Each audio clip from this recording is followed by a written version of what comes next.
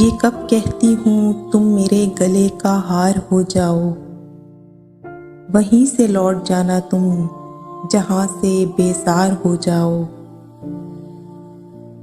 ملاقاتوں میں وقفہ اس لیے ضروری ہے، ملاقاتوں میں وقفہ اس لیے ضروری ہے کہ تم ایک دن جدائی کے لیے تیار ہو جاؤ۔ بہت جلد سمجھ میں آنے لگے ہو زمانے کو،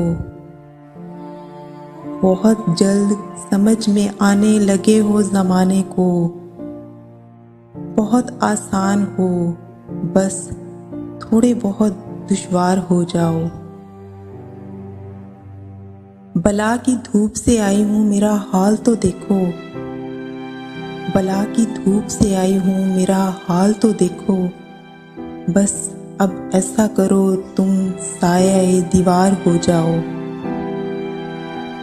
ابھی پڑھنے کے دن ہیں لکھ بھی لینا حال دل اپنا، ابھی پڑھنے کے دن ہیں لکھ بھی لینا حال دل اپنا، مگر لکھنا تبھی جب لائق اظہار ہو جاؤ۔ یہ کب کہتی ہوں تم میرے گلے کا ہار ہو جاؤ، وہیں سے لوٹ جانا تم جہاں سے بیزار ہو جاؤ۔